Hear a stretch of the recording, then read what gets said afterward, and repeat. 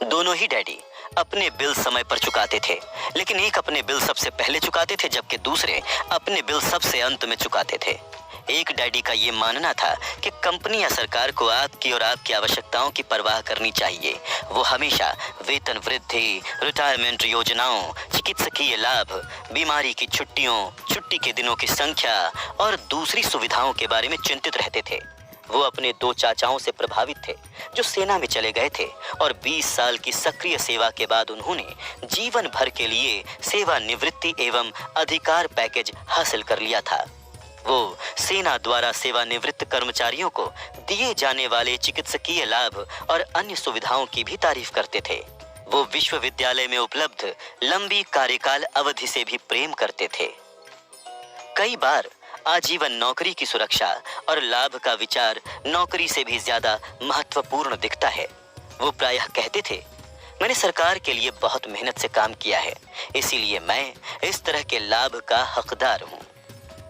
दूसरे डैडी पूरी तरह से आर्थिक स्वावलंबन में यकीन करते थे। वो सुविधा भोगी या अधिकार की मानसिकता के विरोधी थे और कहते थे कि ये मानसिकता लोगों को कमजोर तथा आर्थिक रूप से जरूरतमंद बनाती है। वो आर्थिक रूप से सक्षम होने पर बहुत जोर देते थे। एक डैडी कुछ डॉलर बचाने के लिए जूझे तो दूसरे ने निवेश उत्पन्न किए।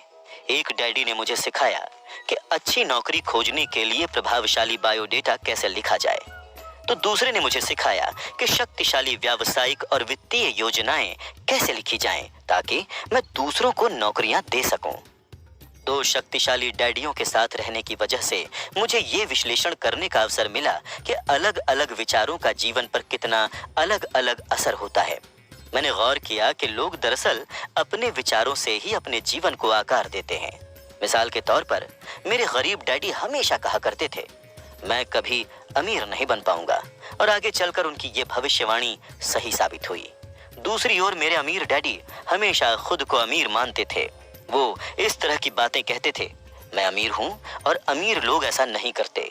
जब एक बड़े वित्तीय झटके के बाद कगार पर पहुंच गए थे, तब भी वो खुद को अमीर आदमी ही कहते थे। वो अपने समर्थन में ये कहते थे, गरीब होने और कड़के होने में फर्क होता है। कड़का होना अस्थाई है, गरीब होना स्थायी। मेरे गरीब डैडी कहते थे, पैसों में मेरी कोई दिलचस्पी नहीं है या पैसा महत्वपूर्ण नहीं है। मेरे अमीर डैडी हमेशा कहते थे, पैसा ही शक्ति है। हमारे विचारों की शक्ति को कभी नापा नहीं जा सकता, ना ही उनके प्रभाव को कभी पूरी तरह से समझा जा सकता है। लेकिन इसके बावजूद बचपन में ही मैं ये समझ गया था कि मुझे अपने विचारों पर ध्यान देना चाहिए और अपनी अभिव्यक्ति पर भी। मैंने गौर किया कि मेरे गरीब डैडी के गरीब होने का कारण ये नहीं था कि वो कम पैसे कमाते थे। उनकी तनख्वाह काफी अच्छी खासी थी। वो तो अपने विचारों और कार्यों के कारण गरीब थे। दो डैडी होने के कारण मैं बचपन में ही बहुत सजग और जागरूक हो गया था कि मैं किन विचारों को अपनाऊं, मैं किसकी बात मानूं, अपने अमीर डैडी की या फिर गरीब डैडी की। हालांकि ये दोनों ही शिक्षा और सीखने को बहुत महत्वपूर्ण मानते थे, लेकिन क्या सीखा जाए इस बारे में एक चाहते थे कि मैं मेहनत से पढ़ूं, डिग्री हासिल करूं और पैसे कमाने के लिए कोई अच्छी नौकरी हासिल कर लूं। वो चाहते थे कि मैं किसी पेशे में जाने या वकील या अकाउंटेंट बनने के लिए अध्ययन करूं और किसी बिजनेस स्कूल से MBA करूं। दूसरे डैडी मुझे प्रोत्साहित करते थे कि मैं अमीर बनने के लिए अध्ययन करूं ताकि मैं ये समझ लूं कि पैसा कैसे काम करता है और ये सीख लूं कि इससे अपने लिए कैसे काम कराया जाए। मैं पैसे के लिए काम नहीं करता, ये शब्द वो बार बार दोहराते थे। पैसा मेरे लिए काम करता है। गरीब होने और कड़के होने में फर्क होता है। कड़का होना अस्थायी है, गरीब होना स्थायी है। 9 साल की उम्र में मैंने ये फैसला किया कि मैं पैसे के बारे में अपने अमीर डैडी की बात मानूंगा और उन्हीं से सीखूंगा। इसका मतलब ये निर्णय लेना भी था कि मैं अपने गरीब डैडी की बातें अनसुनी कर दूंगा। हालांकि उनके पास कॉलेज की ऊंची ऊंची डिग्रियां थीं। रॉबर्ट फ्रॉस्ट का सबक। रॉबर्ट फ्रॉस्ट मेरे प्रिय कवि हैं। हालांकि मुझे उनकी बहुत सी कविताएं पसंद हैं, लेकिन द रोड नॉट टेकन मुझे सबसे ज्यादा पसंद। मैं इसके सबक का इस्तेमाल लगभग हर दिन करता हूं। द रोड नॉट टेकन, वो राह जिसे चुना नहीं गया।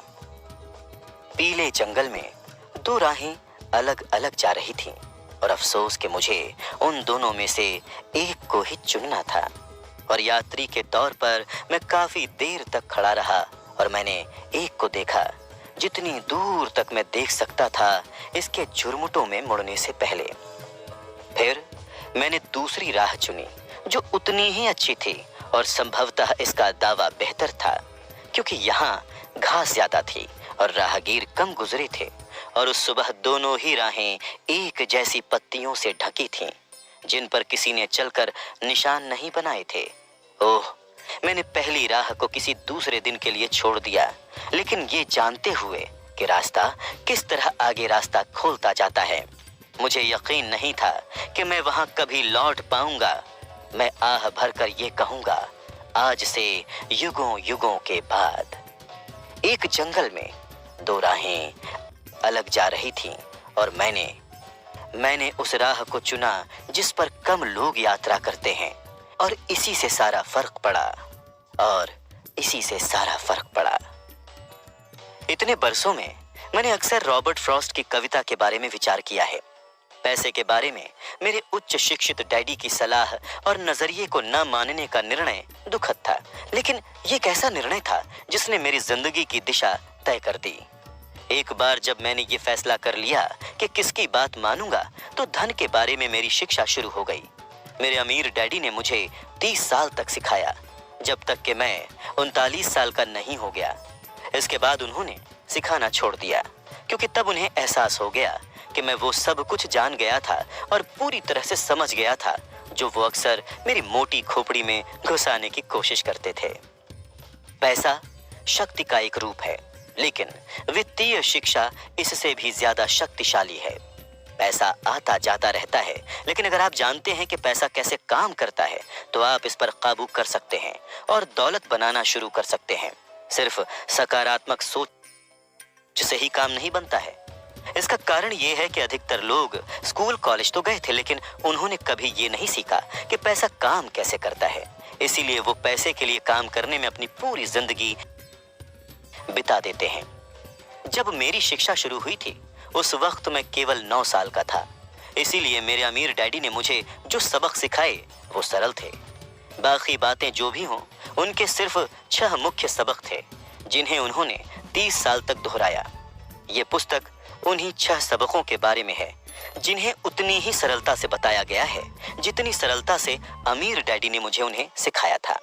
ध्यान रहे, सबक का मतलब जवाब नहीं है, इसका अर्थ तो मार्गदर्शक है। ऐसा मार्गदर्शक जो अधिक दौलतमंद बनने में आपकी और आपके बच्चों की मदद करेगा, चाहे इस लगातार परिवर्तनशील और अनिश्चित संसार में कुछ भी होता रहे।